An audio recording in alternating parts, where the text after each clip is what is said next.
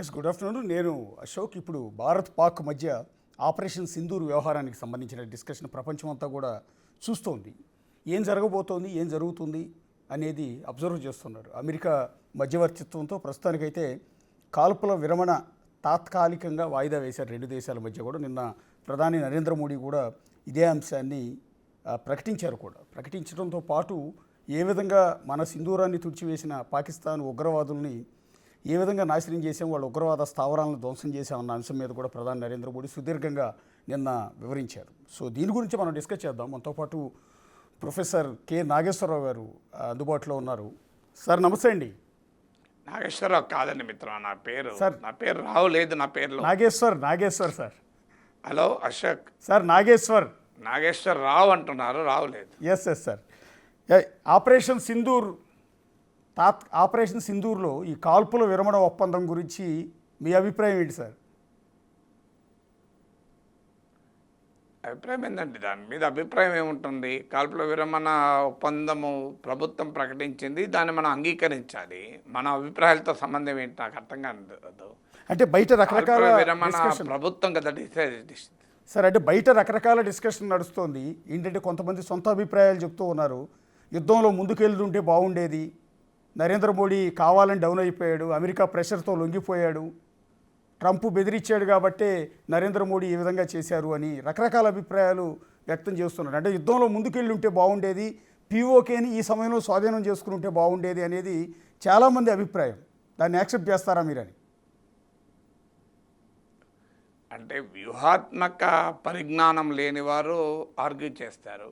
లేదు, ఇప్పటిదాకా పెంచిన జింగోయిజం, అంటే దేశాభిమానం తప్పు కాదు, దేశ దురభిమానం సరే జింగోయిజం అంటారు. ప్యాట్రియాటిజానికి జింగోయిజానికి, నేషనలిజానికి జింగోయిజానికి ఉన్న తేడా అది. దేశాభిమానం వేరు, దేశం పట్ల దురభిమానం ఉండడం వేరు. ఆ జింగోయిజం వల్ల యుద్ధం అంటే, యుద్ధానికి ఉండే పర్యవసనాలు ఏంటివి అర్థం కాక, ఒక దేశ వ్యూహాత్మక నీతి అర్థం కాక మాట్లాడుతుంటారు. సో ఎందుకంటే ఇప్పటిదాకా ఆ రకమైన హిస్టీరియాను పెంచారు. అంటే పాకిస్తాన్ సంగతి తెలుస్తాం, పాకిస్తాన్ లేకుండా చేస్తాం, నరేంద్ర మోడీ నాయకత్వం అంటే మామూలు కాదు, భారతీయ జనతా పార్టీ ఇప్పుడు అధికారంలో ఉంది, ఇది న్యూ ఇండియా, ఇది ఓల్డ్ ఇండియా కాదు, ఇట్లాంటి భావజాలాన్ని, భావోద్వేగాన్ని విపరీతంగా పెంచి ఉంచారు. పెంచిన దాని పర్యవసనం ఏంటంటే ఆ భావోద్వేగమే ఇప్పుడు ఈ ప్రశ్నలకు కారణమవుతోంది. ఎందుకు ఆపారు మరి? పాక్ ఆక్రమిత కాశ్మీర్ను మోడీ తెచ్చేసుకుంటాడు, స్వాధీనపరుచుకుంటారు. మోడీ అంటే మామూలు విషయమా?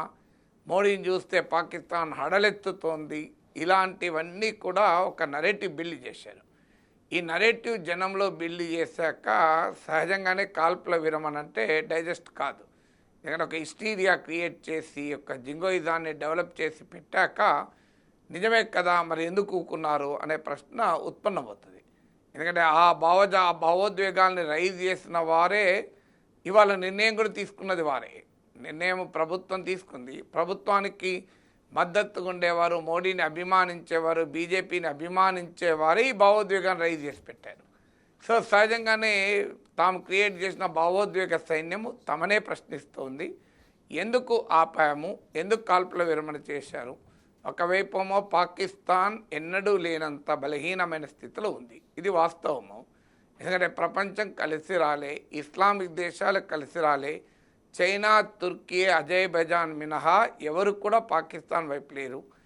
వారు కూడా, చైనా కూడా మాటలే, ఒక తుర్కీయే మాత్రమే ఆయుధాలు సప్లై చేసినట్టుగా వార్తలు వచ్చాయి. చైనా నుంచి వచ్చిన ఆయుధాలన్నీ అంతకు ముందు వచ్చినాయి, ఈ యుద్ధ సమయంలో వచ్చినవి కావు. సో అందువల్ల ఇప్పుడున్న పరిస్థితుల్లో అమెరికా ఒక రకంగా న్యూట్రల్ స్టాండ్ తీసుకుంది. సో ఇస్లామిక్ దేశాలు కూడా పాకిస్తాన్ను సమర్థించడానికి ముందుకు రాలే. అంటే అంతర్జాతీయంగా పాకిస్తాన్ ఐసోలేట్ అయి ఉంది. అటువైపు బెలూచిస్తాన్ తిరుగుబాటు, టెహ్రీక్ తాలిబాన్ తిరుగుబాటుతో అంతర్గతంగా చాలా ప్రతికూల పరిస్థితులు ఎదుర్కొంటోంది. రాజకీయ వ్యవస్థ, ఆర్మీ తీవ్రమైన వ్యతిరేకతను, నిరసనను ఎదుర్కొంటోంది. యుద్ధభూమిలో మనం మిలిటరీ సుపీరియారిటీ చూపెట్టాం. ఇన్ని ఉన్నప్పుడు ఇంతకన్నా మంచి అవకాశం మళ్ళీ ఉంటుందా మనకు? అనేటువంటి భావన సహజంగానే కలుగుతుంది. ఎందుకంటే కానీ యుద్ధం అంటూ మొదలైతే అంత సులభం కాదు. ఇప్పుడు రష్యా ఉక్రెయిన్ వార్ ఉంది, 3 ఏళ్ళైంది, ఇప్పటికీ ఉక్రెయిన్ రష్యాకు ఓడిపోయిందా? ఇంకా యుద్ధం నడుస్తుంది కదా. రష్యా 20% ఉక్రెయిన్ భూభాగాన్ని ఆక్రమించింది, అయినా కూడా ఉక్రెయిన్తో యుద్ధం ముగియలేదు. అందువల్ల యుద్ధాలు అనేది రష్యాతో పోలిస్తే ఉక్రెయిన్ చాలా బలహీనమైన దేశం. రష్యా ఒక పెద్ద న్యూక్లియర్ పవర్, ఉక్రెయిన్కు న్యూక్లియర్ వెపన్స్ లేవు, అయినా యుద్ధం కొనసాగుతుంది 3 ఏళ్ళుగా. అందువల్ల మారిన జియో పాలిటిక్స్లో యుద్ధాలంటూ వస్తే ఒకే రకంగా ఉండదు పరిస్థితి, ఒకవైపే అనుకూలంగా ఉండదు. 2 వైపులా కూడా తీవ్ర నష్టం ఉంటుంది. దేశం ఆర్థికంగా అభివృద్ధి చెందాలి అనేటువంటి ఒక మహత్తర లక్ష్యంతో ముందుకు పోతున్నప్పుడు యుద్ధం దానికి నష్టదాయకంగా ఉంటుంది. పాకిస్తాన్ లాంటి దేశానికైతే వేరే పని లేదు, భారత్ వ్యతిరేకత తప్ప దానికి ఇంకో పని లేదు. భారత్లో రక్తపాతాన్ని సృష్టించడం తప్ప దానికో భవిష్యత్ దృష్టి కూడా లేదు. కానీ భారతదేశం అలాంటిది కాదు కదా. ఇండియాకు పాకిస్తాన్ అబ్సెషన్ కాదు. సో అందువల్ల పాకిస్తాన్కి ఇండియా అబ్సెషన్ ఉండొచ్చు. అందువల్ల మనం ఏ సమయంలో అటాక్ చేయాలో ఆ సమయంలో అటాక్ చేశాం. ఏ సమయంలో ఆగాలని ప్రభుత్వం భావించిందో టీవీ స్టూడియోలో కూర్చొని యుద్ధాలు మొదలు పెట్టము, టీవీ స్టూడియోలో కూర్చొని యుద్ధాలు ఆపము.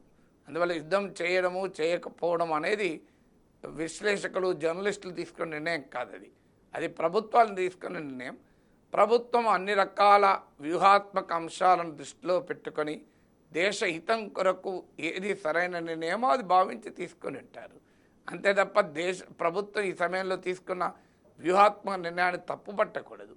కొంతమంది వ్యూహాత్మక నిపుణులు అంటున్న మాట నిజం కాదని, కేవలం సాధారణ ప్రజానీకమే కాదు, వ్యూహాత్మక నిపుణులేమో వారి విశ్లేషణ ఆధారంగా చెప్తున్నారు. వారు చెప్పడం వేరు, సాధారణ ప్రజలకు కూడా యుద్ధం చేయాల్సి ఉండే వీళ్ళంతా సోషల్ మీడియాలో వీరులు. ఎవరైనా బార్డర్ మీదకి వస్తారా? ఆ యుద్ధ నష్టాన్ని భరించడానికి రెడీగా ఉన్నారా? అందువల్ల యుద్ధం అంటే భయపడకూడదు, యుద్ధం అంటూ వస్తే భయపడకూడదు, కానీ యుద్ధాన్ని కోరుకోకూడదు కదా. అయినా భారతదేశం యుద్ధం చేద్దామని రాలేదు. భారతదేశం తీవ్రవాదాన్ని పనిష్ చేద్దామని వచ్చారు, తీవ్రవాదాన్ని పనిష్ చేశారు. వారికి మద్దతుగా వచ్చిన పాకిస్తాన్ కూడా మన ఆర్మీ, మన ఎయిర్ ఫోర్స్ పనిష్ చేసింది. కానీ ఇప్పుడు పాకిస్తాన్ స్మాష్ చేస్తానికి మన ఆపరేషన్ సింధూర్ మొదలు పెట్టలేదు కదా.